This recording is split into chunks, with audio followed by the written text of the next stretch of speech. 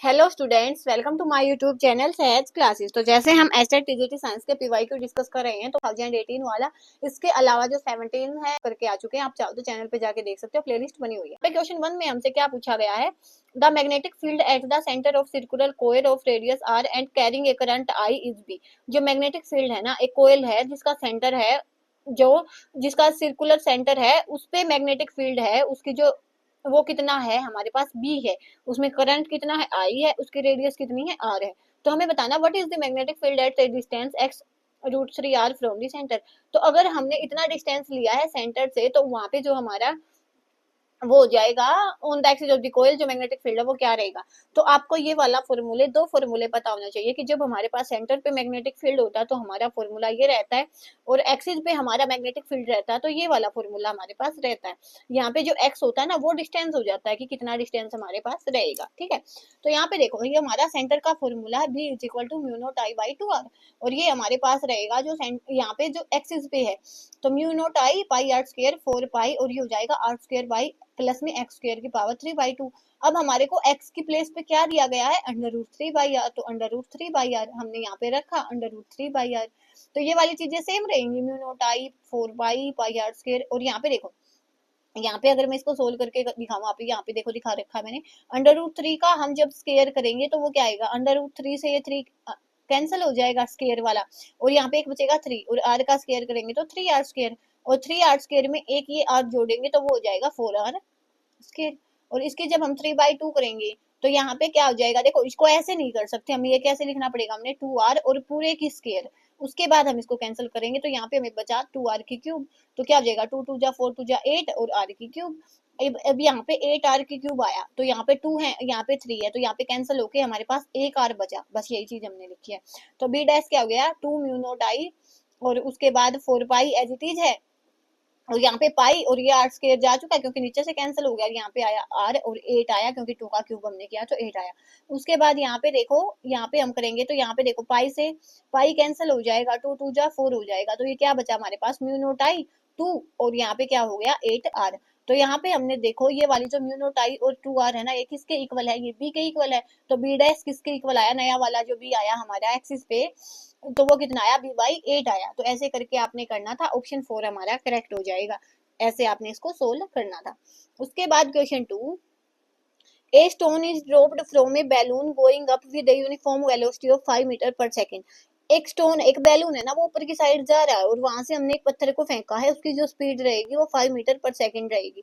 If the balloon was 50 metre high, अगर balloon है ना वो 50 मीटर की हाइट पे है, then the stone was dropped the height of balloon from the ground when the stone hits the ground will be. तो हमने बताना, देखो जैसे हमने उस पे फेंका, स्टोन फेंका, तो वो बैलून है एकदम से ऊपर जाएगा, और वो जो स्टोन नीचे जाएगा ना, जब जमीन पे लगेगा, ग्राउंड पे लगेगा, तो हमने बताना है तब जो ग्राउंड है और उसके बैलून के बीच का डिस्टेंस कितना है। तो हम देखेंगे कि जैसे ही हमने स्टोन फेंका है, तो हमारा बैलून है वो कितनी ऊपर गया है, तो वो जितनी ऊपर बैलून जाएगा वो वाला डिस्टेंस, और जितनी पहले थी डिस्टेंस, उन दोनों को हम जब ऐड करेंगे तो हमें पता चल जाएगा कि टोटल डिस्टेंस कितनी रहेगी।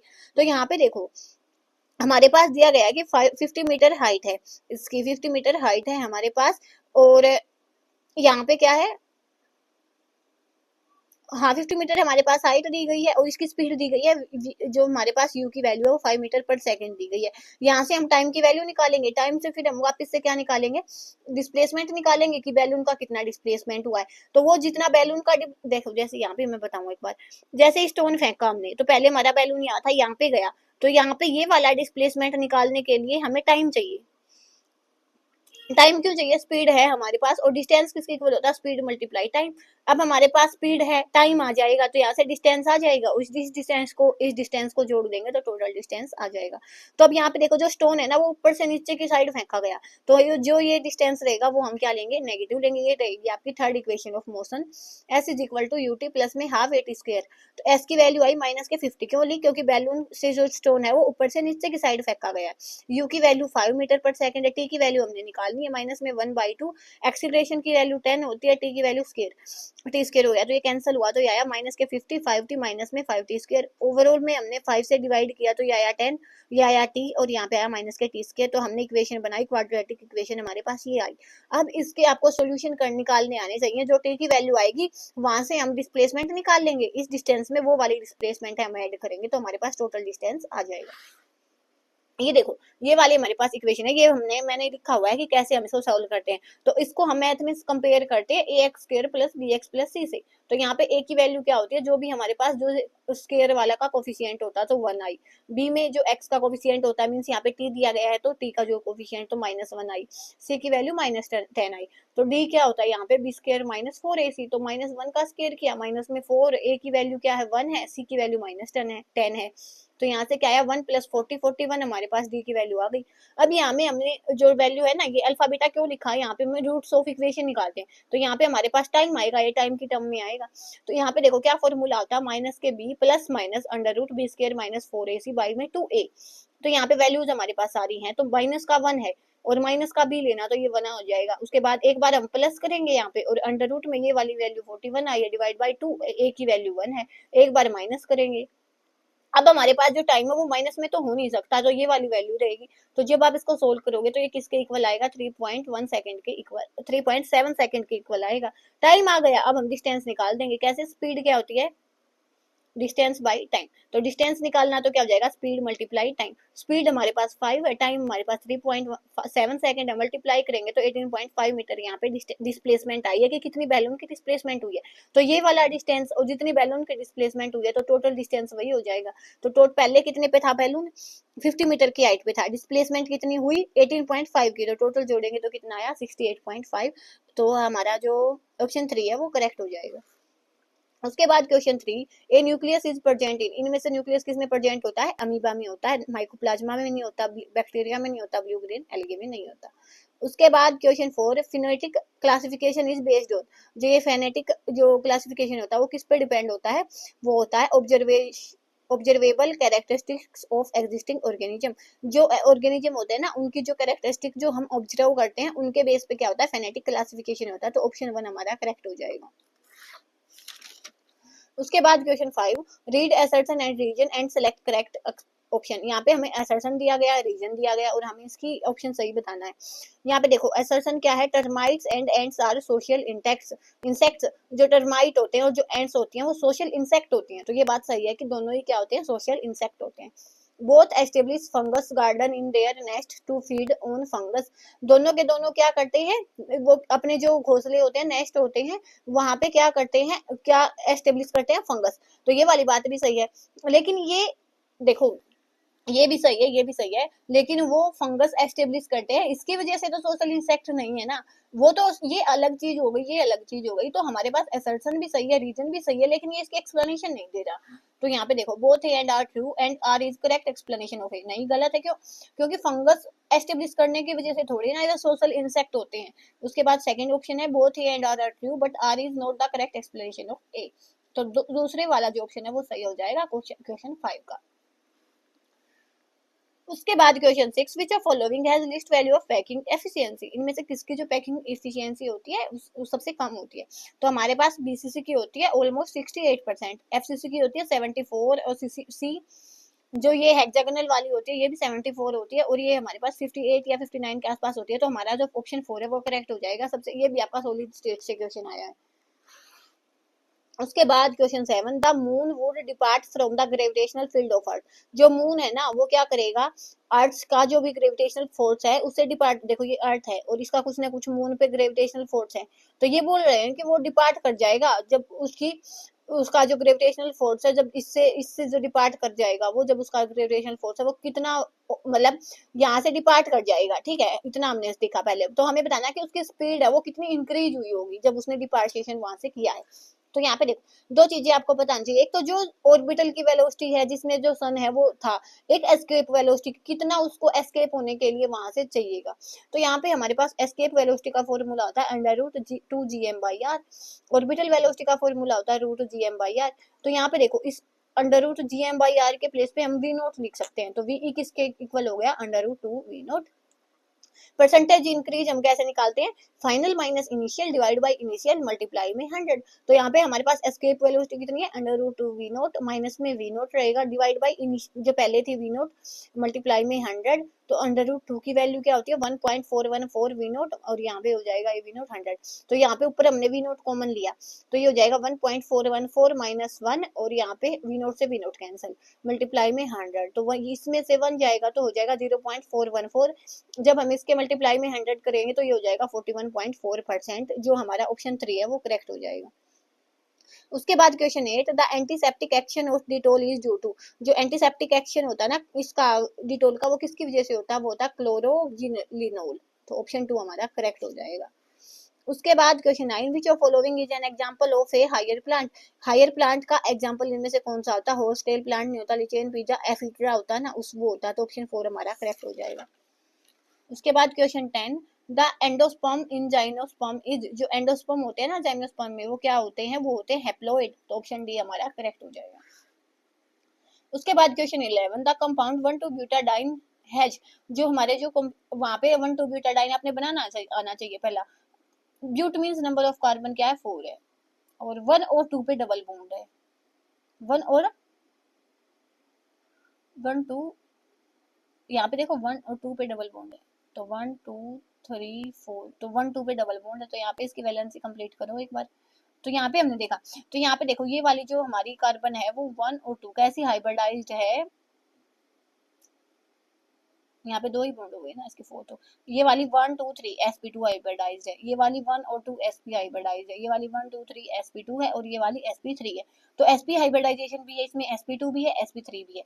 तो यहाँ पे देखो ओनली sp2 नहीं, sp भी तो है, sp3 भी तो है, ओनली sp नहीं, बोथ sp एंड sp2 नहीं, sp3 भी तो है। तो हमारा ऑप्शन 2 है, ऐसे करके वो करेक्ट हो जाएगा, बस आपको बनाना आना चाहिए था।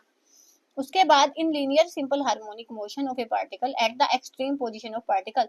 ये हमारा लीनियर मोशन करेगा, ये वाला जो हमारा हार्मोनिक मोशन होगा, तो यहाँ पे इसकी एक्सट्रीम पोजीशन ये वाली होगी। तो यहाँ पे हमसे पूछा गया है कि क्या क्या चीजें होंगी। तो यहाँ पे देखो, यहाँ पे क्या होगा, वेलोसिटी तो मिनिमम होगी, और जो हमारा एक्सीलरेशन है वो क्या हो जाएगा, मैक्सिमम हो जाएगा। तो ऑप्शन 4 हमारा करेक्ट हो जाएगा। उसके बाद question 13, in the following reaction, x में हमने ZnHgHCl डाला, तो वो हमें कौन सा जो प्रिपेयर है नहीं कर सकते हम। तो इसका काम क्या होता है, इसका रिडक्शन करना होता है एल्कीन का। एल्कीन का रिडक्शन करके ये हमें एल्केन देता है। तो यहाँ पे एन मीन्स एल्केन हमें मिला है, इन मीन्स एल्केन मिला है, इन मीन्स एल्केन मिला है, यहाँ पे इन है, यहाँ पे डबल बॉन्ड है, वो तो इसको रिड्यूस करेगा ना, तो डबल बॉन्ड थोड़ी ना हमें मिलेगा। तो ऑप्शन 3 हमारा करेक्ट हो जाएगा, वो तो इसको प्रोटीन से रिड्यूस करके प्रोपेन में बदल देगा। उसके बाद question 14, which of following animal is unisexual. इनमें से यूनिसेक्सुअल कौन सा एनिमल होता है। तो यहाँ पे देखो टेपवर्म, लीच, कॉकरोच, अर्थवर्म होता है कॉकरोच। ऑप्शन 3 आपका करेक्ट हो जाएगा। उसके बाद question 15, a uniform chain of length L and mass m is lying on a smooth table. एक जो यूनिफॉर्म चेन है ना जिसकी लेंथ l है और मास m है, वो किस पे, एक स्मूथ टेबल पे लटकाई हुई है, और उसका जो 1/3 पार्ट है ना वो नीचे की तरफ लटका हुआ है, जैसे ये वाला नीचे की तरफ लटका हुआ है। If G is the acceleration due to gravity, then the work required to the pull the hanging part on the table will be। तो यहाँ पे देखो ये वाला बोल रहा है कि यहाँ से इस पे फोर्स ऑफ ग्रेविटेशन तो लग ही रहा है, तो हमें बताना है कि हम इसको पीछे से खींचेंगे ना तो कितना फोर्स हमें लगेगा इसको वापस से टेबल पे लाने के लिए। ठीक है, तो यहाँ पे ये वाली चीज हमें बतानी थी, तो हम बता देंगे। तो यहाँ पे हमसे पूछा गया है, देखो यहाँ पे L का मास है ना, L में लेंथ है जब उसकी, तो उसका मास कितना है, M है। तो जब उसका मास 1 होगा तो उसकी जो लेंथ है जब 1 होगी तो उसका जो मास कितना होगा, M/L हो जाएगा। एक्स पार्ट ये हमने मान लिया, देखो ये हमने मान लिया कि हम इसका एक्स पार्ट है वो लटका हुआ है, उसकी हम पहले लेंथ उसका जो मास निकाल ले पहले, क्योंकि हमें यहाँ पे क्या लगाना पड़ेगा, फोर्स के फॉर्मूले से निकालना पड़ेगा। तो यहाँ पे पहले हम उसका मास निकालते हैं, कैसे निकालेंगे, एल मास का है ना, एल लेंथ है जब उसकी तो मास एम है। जब वन उसका मास होगा, जब उसकी लेंथ 1 होगी तो उसका जो मास होगा वो M/L हो जाएगा यूनिटी के मेथड से। जब हमने लिया कि उसकी लेंथ है L तो उसका मास कितना हो जाएगा, M/L मल्टीप्लाई में x। ठीक है, ऐसा हमने क्यों किया है, क्योंकि हमें पता है कि dw किसके इक्वल होता है, F.dx के इक्वल होता है। तो F की वैल्यू क्या आई है यहाँ पे हमारे पास ml और .x आई है। पहले देखो mg होता है, F की वैल्यू होती है mg.dx। अब हमने मास देख लिया कि जितना हमें चाहिए था उतने पार्ट का जो हमारा मास कितना आया M/L x, इसमें पुट करेंगे तो M/L x। उसके बाद ये वाला g और dx, ये वाला कांस्टेंट है, ये वाला कांस्टेंट है, इनको बाहर निकालो और x की फॉर्म में इंटीग्रेशन हुआ तो x को अंदर रखो। x का इंटीग्रेशन होता है तो क्या होता है x²/2, और जो लिमिट लगी हुई है वो लेंथ क्यों है 0 से l/3 तक लगी हुई है, क्योंकि जो लेंथ है उसका, जो ये लेंथ है ना उसका 1/3 पार्ट लटका है, तो यहाँ पे l/3 हो जाएगा। तो यहाँ पे 0 रखेंगे तो कोई चेंज नहीं होगा। यहाँ पे ये इस पे हमने रखा l/3 रखा तो l²/9 हो गया, ये 2 एज इट इज है। तो हमने इसको सोल्व किया तो ये आया mgl/8 16 पे। तो क्वेश्चन 16 में हमसे क्या पूछा गया, विच of following is not a carbohydrate, इनमें से कौन सा कार्बोहाइड्रेट नहीं है, स्टीविया, स्टार्च, सेलुलोज, लैक्टोज। तो इनमें से कौन सा नहीं होता कार्बोहाइड्रेट, स्टीविया। सेलुलोज भी होता है, स्टार्च भी होता है, लैक्टोज भी होता है, ठीक है। उसके बाद question 17, the height of Niagara Falls is 50 metre if J value of J is 4.2 joule per calorie, the difference in temperature of water at top level and at the bottom level of fall will be. हमें बताया गया है कि जो height होगी ना Niagara Falls की वो कितनी है 50 मीटर है, और वहां पे अगर जे की वैल्यू 4.2 जूल पर कैलोरी है तो डिफरेंस बताना टेम्परेचर में उसके जो टॉप लेवल पे होगा और जो बॉटम लेवल पे होगा। तो देखो ये नियाग्रा फॉल्स है, इसका ये हमने टॉप माना, तो जैसे ही यहाँ से जो पानी है वो बॉटम पे जाएगा तो वहां पे क्या होगा, वहां पे जो मॉलिक्यूल्स हैं उनकी काइनेटिक एनर्जी इंक्रीज होगी तो वहां पे मूवमेंट इंक्रीज होगी और वहां पे टेम्परेचर इंक्रीज होगा। इसका मतलब क्या हुआ, जो टेम्परेचर बॉटम पे होगा वो ज्यादा होगा किससे, टेम्परेचर जो टॉप पे होगा उससे, ठीक है। तो यहाँ से हमें पता चला कि अगर हमें चेंज निकालना है ना तो डेल्टा टी किसके इक्वल होगा, TB minus T, temperature at bottom and temperature at top के इक्वल। तो यहाँ पे हमारे पास जे की वैल्यू हो, जे किसके इक्वल होता है, जितनी हीट एनर्जी, जितनी हमारे पास पोटेंशियल एनर्जी होती है divide by heat energy. Potential energy को हम कैसे लिखते हैं mgh से, और जो हमारी हीट एनर्जी होती है वो क्या होती है ms डेल्टा टी। एम मास है, S specific heat of water है और डेल्टा चेंज इन टेम्परेचर है। तो यहाँ पे हमने देखा कि एम से एम कैंसिल हो गया तो डेल्टा टी की वैल्यू क्या आ गई, यहाँ से देखो डेल्टा टी इधर गया और हमारे पास जे नीचे आ गया, तो यहाँ पे क्या बचा GHSJ। Specific heat of water होती है 1000। तो डेल्टा टी की हमने वैल्यू निकाली है, जी की वैल्यू 9.8 है, एच की वैल्यू 50 है, एस की वैल्यू 1000 है और हमारे पास जे की वैल्यू 4.2 है। तो इस वैल्यू को जब आप सोल्व करोगे तो ये आएगी 0.117 डिग्री सेल्सियस, ऑप्शन 1 हमारा करेक्ट हो जाएगा। ऐसे आपने इसको करना था। उसके बाद question 18, loss of water from the plant body takes place through. जो लॉस होता है ना वाटर का प्लांट बॉडी से वो कैसे होता है, किसके द्वारा लॉस होता है, वो stomata, cell wall of mesophyll cells and hydrates के द्वारा। Stomata and cell wall of mesophyll cells के द्वारा, स्टोमेटा एंड हाइडोथोर्स के द्वारा। तो ये होता है ऑप्शन 3 हमारा करेक्ट हो जाएगा, स्टोमेटा एंड हाइडोथोर्स के द्वारा होता है। उसके बाद question 19, which among the following is strongest base in gas phase. इनमें से सबसे ज्यादा जो स्ट्रॉन्गेस्ट बेस होता है वो कौन सा होता है, यहाँ पे हमें गिवन है ट्राई इथाइलेमाइन, डाई इथाइलेमाइन, इथाइलेमाइन, एमोनिया।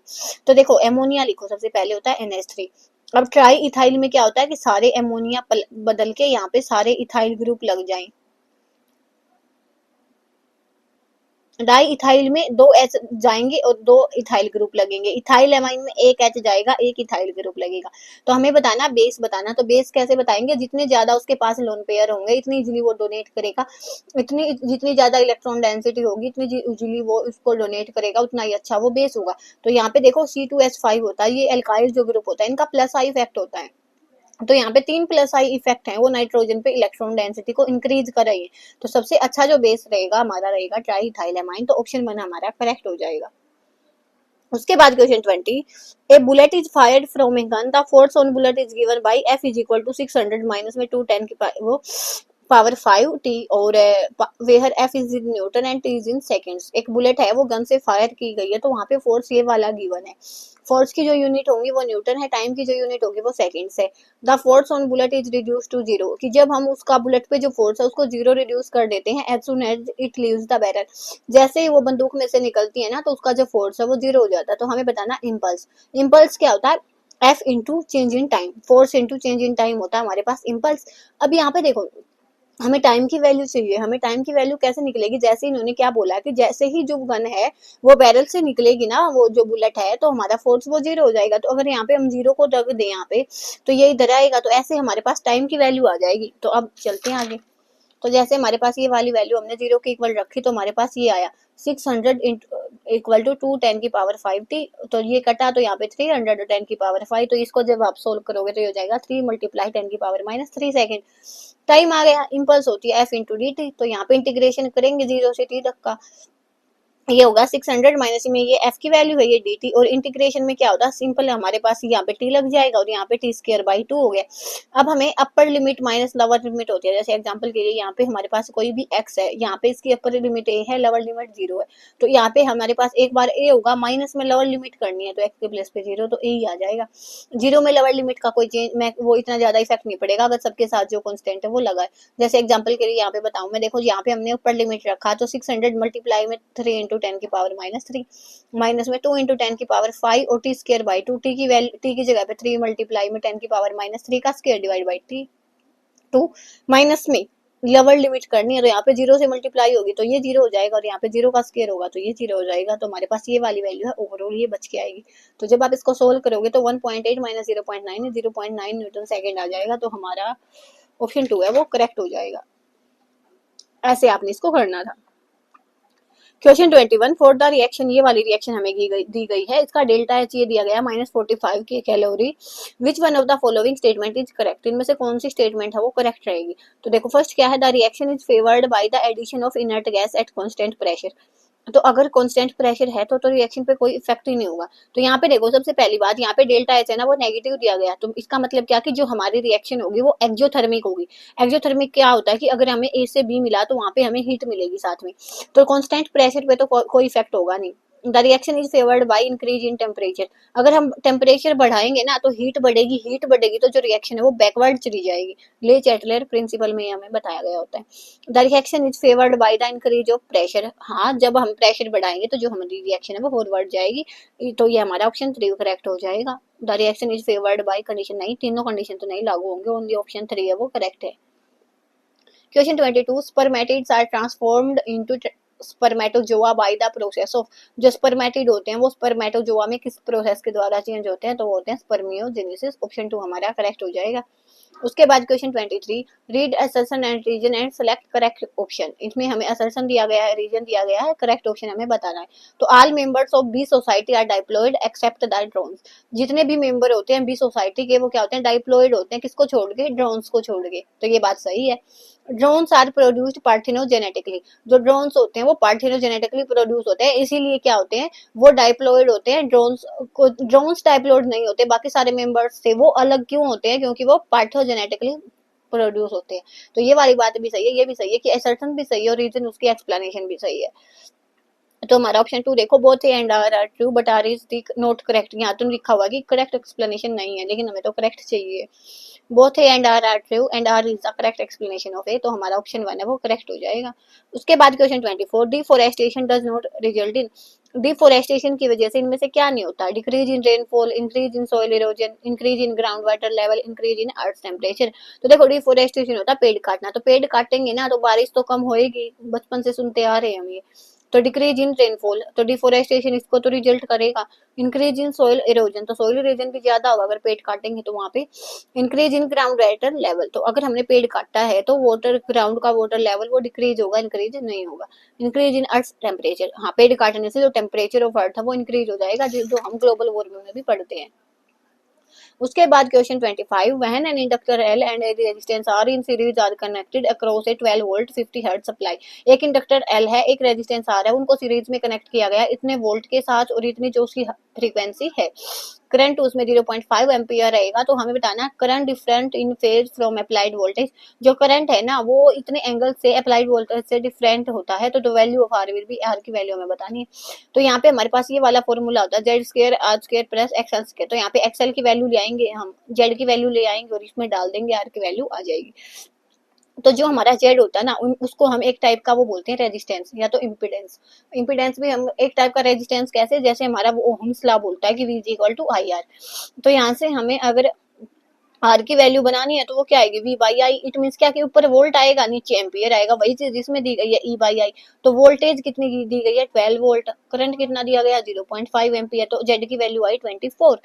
अब हमारे पास जेड की वैल्यू आ चुकी है, एक्सएल की निकाल लेंगे। टेंजेंट 5 क्या होता है एक्सएल बाई आर, तो यहाँ पे देखो टेंजेंट की 5 की वैल्यू कितनी है पाई बाई 3, इट मीन क्या 180/3 ये हो जाएगा 60। तो टेंजेंट 60 की वैल्यू होती है √3 XL बाई आर। तो XL की वैल्यू क्या आई √3 आर। XL की वैल्यू आ गई, जेड की वैल्यू आ गई, इसमें डाल देंगे।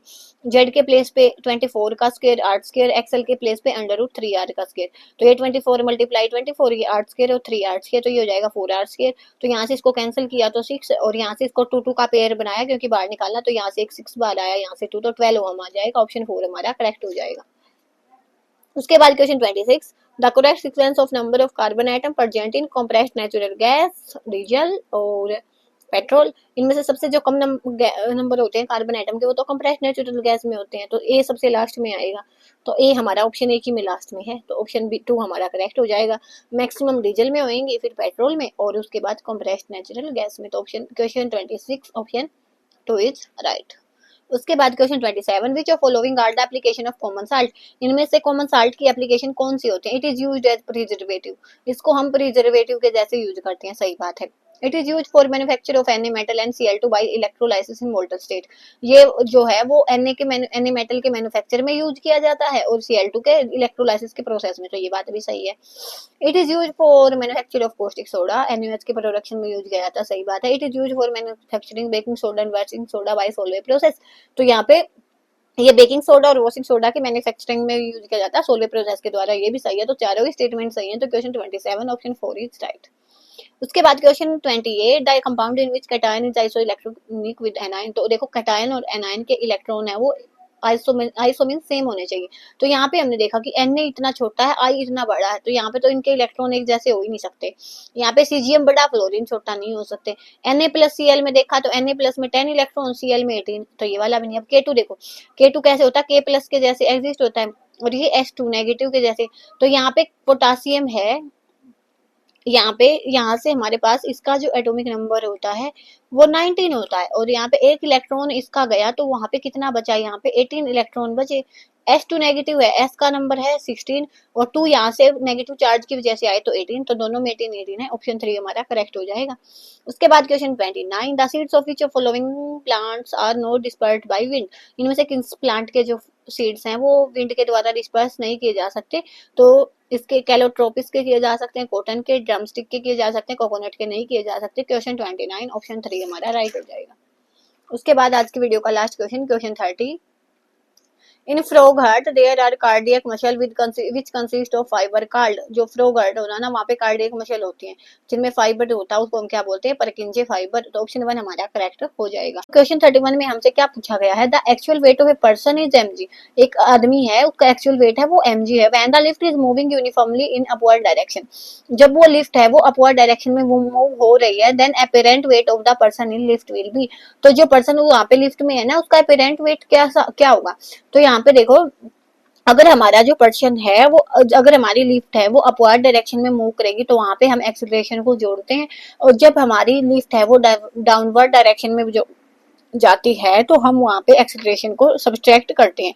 तो यहाँ पे अपवर्ड डायरेक्शन में जा रही है, तो हम इसको एक्सीलरेशन को जोड़ देंगे, तो ये हो जाएगा m इंटू में g प्लस ए। ऑप्शन 3 हमारा करेक्ट हो जाएगा। अगर इसकी जगह पे लिखा होता अपवर्ड की जगह डाउनवर्ड डायरेक्शन में आ रही है, तो हम बोल देते g माइनस ए, तो mg माइनस ए। ऑप्शन 4 तब हमारा करेक्ट हो जाता। उसके बाद question 32, which of following pair gives primary carbonium ion by hydrolysis of CBr bond. इनमें से कौन सा है जो वो क्या देगा, प्राइमरी कार्बोनियम आयन देगा। तो 1 बाय 1 हम देखते हैं। सबसे पहले क्या, आइसोप्रोपाइल ब्रोमाइड। तो आइसो ग्रुप वो होता है जब हम यहाँ पे CH3 और CH3 लगाएंगे, और यहाँ पे इस ग्रुप को हम बोलते हैं आइसो, और prop means number of carbon की जगह होंगी टोटल 3 होंगी। तो यहाँ पे 1 2 3 हमारे पास हो चुके हैं, यहाँ पे हमारा Br लगेगा। तो ये है हमारा आइसोप्रोपाइल ब्रोमाइड। तो यहाँ से Br जाएगा, तो यहाँ पे हमें जो कार्बोकैटायन मिला वो हमें प्राइमरी और सेकेंडरी कार्बोकैटायन मिला, ना कि हमें प्राइमरी कार्बोकैटायन मिला। हमें पूछा गया प्राइमरी, तो हमारा ऑप्शन 1 गलत हो जाएगा। उसके बाद आइसोब्यूटाइल सेकेंडरी ब्यूटाइल ब्रोमाइड। तो आइसोब्यूटाइल मीन्स अब क्या है, कार्बन नंबर ऑफ कार्बन क्या है, 4 है।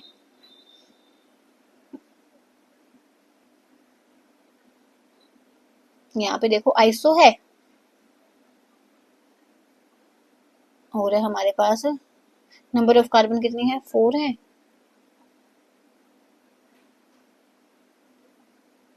और यहाँ पे देखो आइसोब्यूटाइल ब्रोमाइड या इसको हमको क्या बोल देंगे, सेकेंडरी ब्यूटाइल ब्रोमाइड। ये एक के ही दो ऑप्शन हैं, आइसोब्यूटाइल ब्रोमाइड और सेकेंडरी ब्यूटाइल ब्रोमाइड।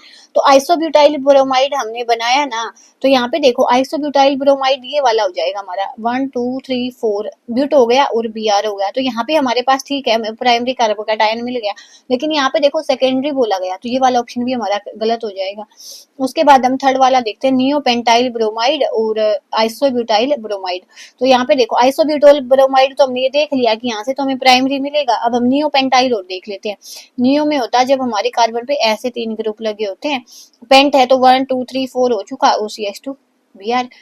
तो यहाँ पे देखो ये वाला जाएगा, तो यहाँ से हमें प्राइमरी कार्बोकैटायन मिलेगा। तो इन दोनों में आइसोब्यूटाइल ब्रोमाइड में और नियोपेंटाइल ब्रोमाइड में हमें प्राइमरी कार्बोकैटायन मिलता है, तो हमारा जो ऑप्शन 3 है वो करेक्ट हो जाएगा। ऐसे आपने इसको करना था।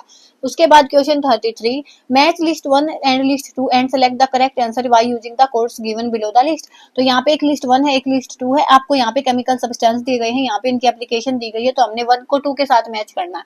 तो सबसे पहले क्या है, ब्लीचिंग पाउडर है। उसके बाद है देखो ब्लीचिंग पाउडर है, उसका यूज हम कहाँ पे करते हैं, उसका यूज हम करते हैं डीकलराइजेशन के लिए। तो हमारा ऑप्शन ए का थर्ड हो जाएगा। ए का थर्ड ढूंढो किसमें है, एक इसमें है और एक इसमें है। उसके बाद देखो यहाँ पे बेकिंग सोडा, बेकिंग सोडा होता है बेसिक, और वो किसके यूज कैसे यूज होता है, एंटासिड के जैसे। तो बी का आएगा 4, बी का 4 ऑप्शन 1 में है, तो ऑप्शन 1 हमारा करेक्ट हो जाएगा। उसके बाद है जो वॉशिंग सोडा है, वो कहाँ पे यूज होता है, प्रिपरेशन ऑफ ग्लास में। प्लास्टर ऑफ पेरिस है जो CSO4.2 होता है, वो किसमें यूज होगा, हमारे पास ग्लास टॉयज में यूज होगा। तो हमारा ऑप्शन 1 है, ऐसे करके करेक्ट हो जाएगा। उसके बाद question 34, in which medium the speed of sound will be maximum. तो स्पीड है साउंड की जो किसमें मैक्सिमम होगी, एल्यूमिनियम में। तो ऑप्शन 4 हमारा करेक्ट हो जाएगा।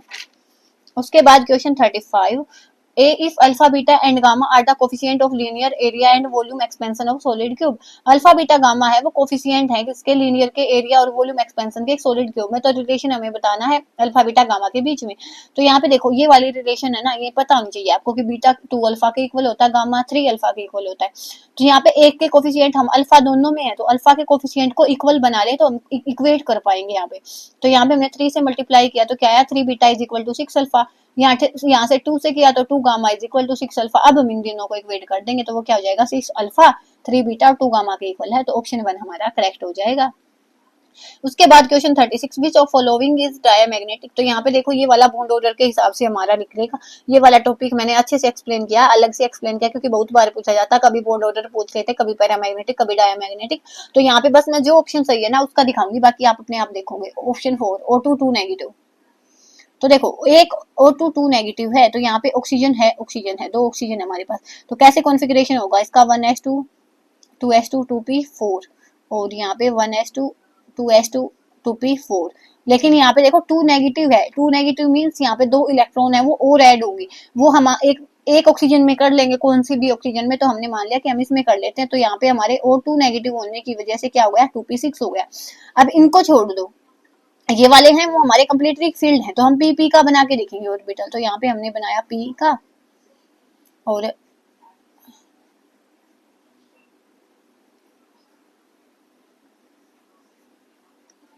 ठीक है हमने यहाँ पे पी का बनाया। तो यहाँ पे पी में कितने इलेक्ट्रॉन होंगे, हमारे पास 6 हैं, 6 और 4 10 है टोटल। तो 1 2 3 4 5 6, एक में 6 है एक में 4 है, तो 10 हो जाएंगे। तो 1 2 3 4 5 6 7 8 9 10। तो यहाँ पे देखो डायमैग्नेटिक हम किसको बोलते हैं, जहाँ पे एक भी इलेक्ट्रॉन अनपेयर्ड ना हो। तो यहाँ पे देखो सारे इलेक्ट्रॉन है वो पेयर्ड है, एक भी अनपेयर्ड इलेक्ट्रॉन नहीं है। तो इसलिए जो हमारा O2 2 नेगेटिव है वो क्या है, डायमैग्नेटिक है। तो क्वेश्चन 36 का ऑप्शन 4 है वो सही हो जाएगा। उसके बाद question 37, which of the following are exothermic processes. इनमें से एक्सोथर्मिक प्रोसेस कौन सा होता है, तो reaction of water with quicklime, ये तो होता है हमारा एक्सोथर्मिक। मेल्टिंग ऑफ आइस, तो आइस का जो मेल्टिंग ऑफ आइस होता है उस वहां पे मैं एक एनर्जी हमें देनी पड़ती है, हमें मिलती नहीं है, तो ये वाला गलत हो जाएगा। उसके बाद इवेपोरेशन ऑफ वाटर, वाटर के इवेपोरेशन के लिए हमें हीट देनी पड़ती है, तो ये भी हमारा क्या होगा, एंडोथर्मिक होगा, एक्सोथर्मिक नहीं होगा। डाइल्यूशन ऑफ एसिड है वो एक्सोथर्मिक हो जाएगा। तो ऑप्शन 1 और 4 है वो सही हो जाएंगे, हमारा ऑप्शन 3 है वो करेक्ट हो जाएगा। ठीक है, चलते हैं क्वेश्चन 38 पे। तो क्वेश्चन 38 में हमसे क्या पूछा गया है, ए particle executes SHM of amplitude 25 centimetre. एक पार्टिकल है एसएचएम में, सिंपल हार्मोनिक मोशन वाले में, तो उसका एम्पलीट्यूड हमें गिवन है 25 सेंटीमीटर। टाइम पीरियड वहां पे हमें 3 सेकंड गिवन है। तो what is the minimum time period required for the particle to move between the points located at 12.5 centimetre. तो हमें बताना है कि वहां पे कितना टाइम पीरियड लगेगा पार्टिकल्स को मूव करने के लिए, जब वो दो पॉइंट्स हैं उनके बीच का जो डिस्टेंस है वो 12.5 सेंटीमीटर है either side of mean position. तो ये अगर हमारी मीन पोजीशन है तो यहाँ पे जो डिस्टेंस है वो कितना रहेगा, 12.5 सेंटीमीटर रहेगा। और ये वाली फिर यहाँ पे देखो पेंडुलम तो ऐसे काम करता है ना, एक बार इधर गया फिर वापस आया इधर गया, तो टोटल टाइम तो इतने का यहाँ पे T1 में इसको मानू, यहाँ पे T2 मानू, तो जो टोटल टाइम है वो तो T1 प्लस T2 होएगा, क्योंकि एक बार ये इधर जाएगा एक बार ये इधर आएगा, तो हम एक बार टाइम निकाल लेते हैं उसका डबल हम कर देंगे।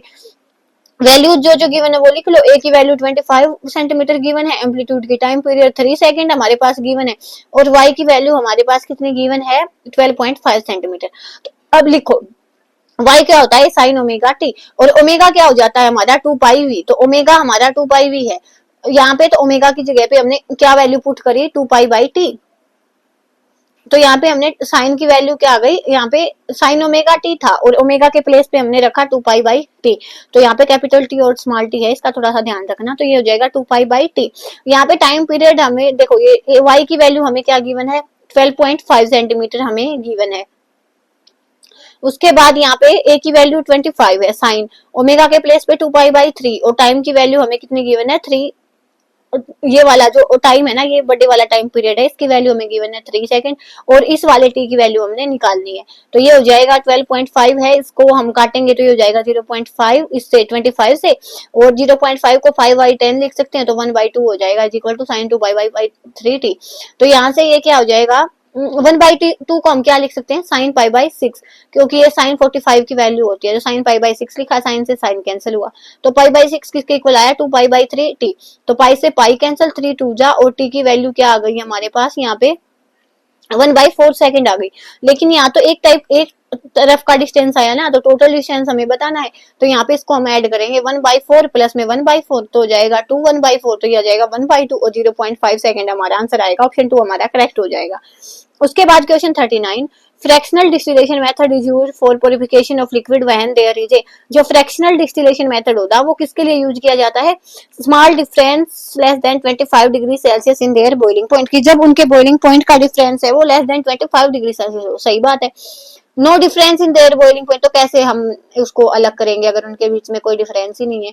लार्ज डिफरेंस को तो फिर हम डिस्टिलेशन मेथड से ही कर लेंगे, स्मॉल डिफरेंस मेल्टिंग पॉइंट का कोई रोल नहीं है, तो ऑप्शन 1 हमारा करेक्ट हो जाएगा। उसके बाद question 40, 3 resistors is equal to 3 ohm are connected so as to form a triangle. 3 ohm के दो एक ट्रायंगल बनाई है हमने, 3 रेजिस्टेंस है जिनका रेजिस्टेंस है वो 3 ओम है। तो इक्विवेलेंट रेजिस्टेंस बताना हमें दो वर्टिसेस ऑफ ट्रायंगल के बीच में। तो देखो आप या तो ए बी के बीच में बता लो, ए सी के बीच में बता लो, तो हम बताएंगे ए सी और बी सी। देखो ए सी और बी सी है तो हम इन दोनों ए और बी के बीच में बताएंगे। अगर हम ए बी के बीच में बताएंगे ना, तो पहले ये वाले देखो ए सी और बी सी है ना वो पैरेलल में है, तो पहले हम इनका रजिस्टर, यहाँ पे ये सीरीज में है, यहाँ पे देखो सॉरी पैरेलल मैंने वैसे बोल दिया, पैरेलल में क्या होता है, ये ऐसी चीजें होती हैं, सीरीज में होता है पॉइंट टू पॉइंट कनेक्ट हो। तो यहाँ पे देखो इस वाले का और इस वाले का पॉइंट टू पॉइंट कनेक्ट है, तो यहाँ पे ये सीरीज में है, तो यहाँ से हमने इन दोनों के बीच का जब रेजिस्टेंस सीरीज में निकालेंगे तो 3 + 3 क्या हो जाएगा, 6 ओहम हो जाएगा। तो यहाँ पे हमने देखा कि ये हमारे पास 6 ओहम आ गया, ए से लेके ऐसे आएंगे तो इनके बीच का। अब यहाँ पे एक रेजिस्टेंस हमारे पास 3 ओहम है, तो अब यहाँ पे हमारे पास दो रेजिस्टेंस आ चुके पैरेलल में ये हैं। अब तो यहाँ पे पैरेलल में क्या होता है, 1/r equivalent 1/r1 + 1/r2। r1 की वैल्यू 6 है, प्लस में 1/r2 की वैल्यू 3 है, 6 हमने एलसीएम लिया तो ये हो जाएगा 1 + 2/6, तो 3/6 1/2, r इक्विवेलेंट की वैल्यू आ जाएगी 2 ओहम। तो हमने ऐसे करना था, ऑप्शन 2 हमारा वो करेक्ट हो जाएगा, ऐसे आपने इसको करना था। उसके बाद question 41, which of following compound is responsible for tarnishing of silver, इनमें से कौन सा कंपाउंड है वो सिल्वर की टर्निसिंग के लिए रिस्पॉन्सिबल होता है। तो हमारे पास Ag2S हो जाएगा, वो सल्फर में होने की वजह से जो हमारा ये है टर्निसिंग के लिए वो होता है, रिस्पॉन्सिबल होता है, तो ऑप्शन 3 क्वेश्चन 41 का राइट हो जाएगा। उसके बाद question 42, in malaria the product released by mosquito into blood that cause chill and fever is called, इनमें से जो मलेरिया होता है ना वो मॉस्किटो के द्वारा कौन सा प्रोडक्ट रिलीज किया जाता है जो फीवर के लिए रिस्पॉन्सिबल होता है, तो वो होता है हेमोजिन। तो ऑप्शन 4 है हमारा करेक्ट हो जाएगा। बायो में आपको कोई भी समझ वाला क्वेश्चन नहीं मिलेगा, सारे आपको याद करने पड़ेंगे। The essential walls of a flower और इनमें से जो फ्लावर है ना उसके एसेंशियल वॉल्स क्या होते हैं, तो वहां पे हमारे पास क्या होता है, एक तो एंड्रोसियम होता है और एक तो गाइनोसियम। तो हमारा सी और डी राइट हो जाएगा। तो सी और डी किस ऑप्शन में है, ऑप्शन 2 में है। तो हमारा क्वेश्चन 43 ऑप्शन 2 है वो राइट हो जाएगा। उसके बाद question 44, which of following is not an adaptation of xerophytes, इनमें से कौन सा है वो जीरोफाइट्स का एडेप्टेशन नहीं होता। Presence of chlorenchymatous tissue in stem cortex, जो क्लोरीन चाइम टिश्यू होता है उसकी स्टेम कोर्टेक्स में इसकी वजह से तो एडेप्टेशन होता है। सक्लेरेंचाइटेस क्लेरेंचाइमेटेस टिश्यू की वजह से भी क्या होता है, हमारे पास एडेप्टेशन होता है। होता किसकी वजह से नहीं है, presence of एरेंचाइमेटस sales in stem. तो ऑप्शन 4 है क्वेश्चन 44 का वो राइट हो जाएगा। तो यहाँ पे बायो पे तो नाम भी इतने बड़े बड़े होते हैं और ये ऐसा है कि इसको पता है तो आप बता पाओगे, अदरवाइज नहीं बता पाओगे। Question 45, which of following can not be charge easily by friction, friction के द्वारा कौन सा चार्ज नहीं किया जा सकता। वुलन क्लॉथ है, किया जा सकता है। इन्फ्लेटेड बैलून किया जा सकता है। प्लास्टिक स्केल हम करते थे बचपन में, जैसे अपने हेयर में लगा के उसको फिर वो डस्ट वगैरह उठा के देखते थे, एक ऊपर रोड है, वो नहीं की जा सकती। तो क्वेश्चन 45 ऑप्शन 4 है वो करेक्ट हो जाए। 46 क्वेश्चन में हमसे क्या पूछा गया है, the microtubes from opposite poles of spindle get attached to the kinetochores of sister chromatids during। यहाँ पे अगर आपको इनके प्रोसेसेस का पता है ना, बायोलॉजी के जितने भी क्वेश्चन आपको मिलेंगे तो वहां पे यही चीजें आपको देखने को मिलेंगी कि उनको लर्निंग बेस्ड चीजें होती हैं। तो इसी के रिगार्डिंग मैंने वीडियो भी अपने चैनल पे बनाई है कि बायोलॉजी को कैसे एक बार स्किप करके फिजिक्स केमिस्ट्री को आपने मजबूत बनाना है, उसके बाद ही और कॉमन पोर्शन है आपका वो मजबूत होना चाहिए। तो यहाँ पे हमसे यही पूछा गया है कि कौन सी जो माइक्रोट्यूब है, जब माइक्रोट्यूब है वो अपोजिट पोल्स की अटैच हो जाती है ना काइनेटोचोर से, तो वहां पे वो कौन से प्रोसेस के दौरान होती है, वो होती है मेटाफेज 2 के दौरान। तो ऑप्शन 3 हमारा करेक्ट हो जाएगा। उसके बाद question 47, how many effective codons are there for the synthesis of 20 amino acid, 20 amino acids के लिए कितने इफेक्टिव कोडोन यहाँ पे हमें चाहिए होते हैं। अब यहाँ पे देखो ये वाली चीज तो याद की है ना, याद है तो आप बता पाओगे, अदरवाइज नहीं बता पाओगे। तो यहाँ पे हमारे पास 61 होता है, ऑप्शन 4 हमारा करेक्ट हो जाएगा। उसके बाद question 48, a printed page is kept pressed by a glass tube, एक पेज है हमारे पास, उसके ऊपर हमने ग्लास ट्यूब लगाई है जिसका रिफ्रैक्टिव इंडेक्स 1.5 है, एज उसका कितना है 6 सेंटीमीटर है।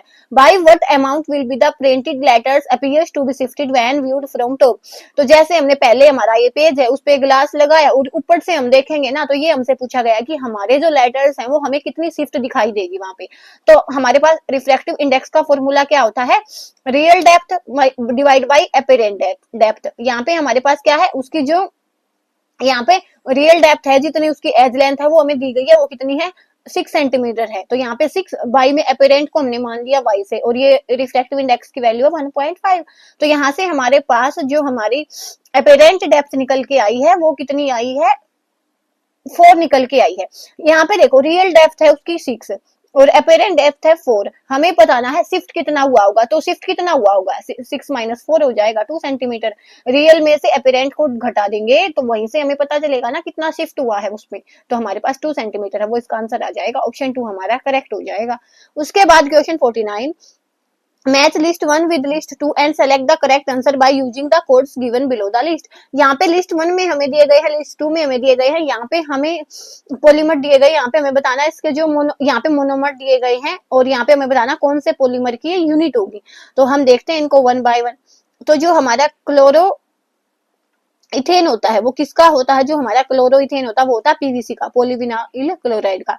तो हमारे पास क्या है, ए का ऑप्शन 4 रहेगा। तो ए का ऑप्शन 4 तीनों में है। उसके बाद हमें पता है एक्रोनाइट्राइल किसका होता है, पेन का होता है। तो यहाँ पे हमारे पास डी का क्या हो जाएगा, 1 हो जाएगा, क्योंकि इसके नाम में भी आता ना एक्रोनाइट्राइल, वही यहाँ पे हमसे पूछा गया। तो डी का क्या आ जाएगा, 1 आ जाएगा। तो ऑप्शन 4 हमारा करेक्ट हो जाएगा। उसके बाद कैप्रोलैक्टम किसकी मोनोमर यूनिट होती है, नाइलॉन 6 की, और आइसोप्रीन नेचुरल रबर की होती है। ये तो भी पता, बहुत बार रिपीट हो चुका। तो अगर आप पीवाईक्यू भी अच्छे से करोगे ना तो भी आपके जो बड़ी क्लासेस के क्वेश्चन आते हैं वो अच्छे से अटेम्प्ट हो जाएंगे। इसके लिए ये जरूरत नहीं है, आप टॉपिक पढ़ो 6 to 10 एनसीईआरटी को अच्छे से पढ़ो, बाद में पीवाईक्यू अच्छे से करो, सारा जो आपका कवर हो जाएगा। Question 50, match list 1 with list 2 and select the correct answer by using the codes given below. List 1 के साथ लिस्ट 2 को मैच करना है। यहाँ पे एलोय है, यहाँ पे इसके कॉन्स्टिट्यूएंट है, तो कौन सा एलोय किस किस से मिलके बना होता है, तो ये वाली बात भी यहाँ पे ये आ जाती है। अगर आपको पता है तो आप बता पाओगे, अदरवाइज नहीं बता पाओगे, ठीक है। तो यहाँ पे हम ढूंढेंगे। अब हमारा देखो ब्रास है, ब्रास में क्या होता है, कॉपर प्लस जिंक होता है, तो हमें इतना पता है, तो हमें पता चल गया कि ए का 4 आएगा, तो ए का 4 इस ऑप्शन में है, इसमें है, या तो ये नहीं आएगा, ये नहीं आएगा, या तो ये आएगा या तो ये आएगा। उसके बाद ब्रोंज में कॉपर और टिन होते हैं, ये तो दोनों में ही दिया गया है। उसके बाद हमारे पास सी ऑप्शन है, सी में क्या है हमारे पास, ड्यूरा एल्यूमिन। तो ड्यूरा एल्यूमिन में हमारे पास क्या क्या होते हैं, एल्यूमिनियम होता है, और यहाँ पे कॉपर होता है, मैग्नीशियम होता है, मैग्नीज होता है। ये वाला किस ऑप्शन में दिया गया हमारे पास, सी का 2, सी का 2 हमें दिया गया है ऑप्शन 2 में, तो हमारा ऑप्शन 2 है वो करेक्ट हो जाएगा। इनका तो अगर आपको पता है तो ये आप बता पाओगे। उसके बाद question 51, which of following does not contribute toward the formation of photochemical smoke. इनमें से फोटोकेमिकल स्मोक में कौन पार्टिसिपेट नहीं करेगा, NO, SO2, O3, volatile organic compound. तो यहाँ पे SO2 पार्टिसिपेट नहीं करता, NO भी करता है, O3 भी करता है, और वोलेटाइल ऑर्गेनिक कंपाउंड ये भी करेगा, तो ऑप्शन 2 आपका करेक्ट हो जाएगा। उसके बाद question 52, clothes obtained from cellulose are. Cellulose से हमें कौन से कपड़े मिलते हैं, तो देखो कॉटन मिलता है, रेयन मिलता है। यहाँ पे रेयन तो मिलता है, नायलॉन नहीं मिलता। यहाँ पे नायलॉन सिल्क दोनों ही नहीं मिलते, यहाँ पे सिल्क और कॉटन, कॉटन मिलता है, सिल्क नहीं मिलता, तो यहाँ पे ऑप्शन 1 है हमारा करेक्ट हो जाएगा। उसके बाद question 53, which of the following strategies are useful for preventing the oxidation of food stuff. Food stuff के ऑक्सीडेशन को प्रिवेंट करने के लिए कौन सी स्ट्रेटेजी है वो यूजफुल रहेगी। इनमें से देखो, एडिशन ऑफ एंटीऑक्सीडेंट, बिल्कुल सही बात है, एंटीऑक्सीडेंट को हम ऐड करेंगे, जैसे हम चिप्स के पैकेट में नाइट्रोजन नहीं ऐड करते वैसे ही। Keeping food in air tight container, अगर वहां पे हमने खाने को ऐसे कंटेनर में रख दिया कि वहां पे हवा पास नहीं होती, तो इट मीन्स क्या कि वहां पे उसका ऑक्सीडेशन नहीं हो पाएगा, ऑक्सीडेशन नहीं हो पाएगा तो खाना खराब नहीं होगा। Use of flux bags containing inert gas, inert gas हम वहां पे रख देते हैं, वही जैसे मैंने बताया नाइट्रोजन डालते हैं। एडिशन ऑफ बफर सॉल्यूशन, तो बफर सॉल्यूशन को हम नहीं डालते। ऑप्शन 4 हमारा करेक्ट गलत हो जाएगा, तो इसमें है, इसमें है, इसमें भी है, क्योंकि सारे ही दिए गए, तो हमारा ऑप्शन 2 करेक्ट हो जाएगा। 1 2 3 है वो सही है। उसके बाद question 54, which power plant works on the basis of gravity of earth. कौन सा जो पावर प्लांट है इनमें से ग्रेविटी ऑफ अर्थ के बेस्ड काम करेगा, तो जियोथर्मल तो हीट के लिए टेम्परेचर के जैसे काम करेगा, विंड में हवा चाहिएगी, हाइड्रो पावर में पानी चाहिएगा, और जो हमारी ग्रेविटी है ना वो न्यूक्लियर पावर होते हैं, वो काम करते हैं ग्रेविटी ऑफ अर्थ के बेस पे, तो ऑप्शन 4 है हमारा करेक्ट हो जाएगा। उसके बाद question 55, the refractive index of the material of the film is. यहाँ पे रिफ्रैक्टिव इंडेक्स की वैल्यू 1.25 गिवन है। The minimum thickness of film which strongly reflect the light of wavelength will be, हमें बतानी है, थिकनेस बतानी है, और यहाँ पे हमें वेवलेंथ की वैल्यू ये दी गई है, तो आपको फॉर्मूला पता होना चाहिए, क्या होता है 2 mu T lambda by 2, mu होता है यहाँ पे रिफ्रैक्टिव इंडेक्स, टी होता है थिकनेस, लैम्डा होती है वेवलेंथ, तो लैम्डा हमें वेवलेंथ दी गई है 589 नैनोमीटर, तो यहाँ पे देखो 10 की पावर -9 मीटर होता है, यहाँ पे आंसर नैनोमीटर में है, तो आप ना भी बदलो तो भी आपका काम चल जाएगा। सिंपली यहाँ पे लिखेंगे हम 589, और यहाँ पे हमने बदल रखी है तो कोई बात भी नहीं है, तो टी की वैल्यू क्या आ जाएगी, यहाँ पे 2 म्यू है, ये नीचे जाएगा तो लैम्डा बाई 4 म्यू हो जाएगी। लैम्डा की वैल्यू ये है हमारे पास 4, म्यू की वैल्यू क्या है रिफ्रैक्टिव इंडेक्स की 1.25, तो आप इसको जब सोल्व करोगे तो ये आएगा 117.8 10 की पावर -9 मीटर, वापस से न्यूटन मीटर नैनोमीटर में बदल जाएगा, तो ये वाली चीज आपने ध्यान रखनी है। किसके नजदीक है 117.8, 118 के नजदीक है, तो ऑप्शन 2 हमारा इसका करेक्ट हो जाएगा। उसके बाद question 56, which one of this pair is exclusively of vestigial organ of human. इनमें से कौन सा जो पेयर है वो वेस्टिगल ऑर्गन होता है ह्यूमंस का, तो वो होता है कोकिक्स एंड पिना मसल्स। तो यहाँ पे देखो क्वेश्चन 56 है ना, यहाँ पे इसका ऑप्शन 1 ही करेक्ट हो जाएगा। बायो के आपको जितने क्वेश्चन मिलेंगे ना सारे ही लर्निंग बेस्ड हैं, तो ये आपने ये चीज ध्यान में रखनी है। The time period between a full moon to the next full moon, एक फुल मून और नेक्स्ट वाले फुल मून के बीच में कितना टाइम पीरियड होता है, वो 29 डेज से ज्यादा होता है, तो हमारा ऑप्शन 4 है वो करेक्ट हो जाएगा।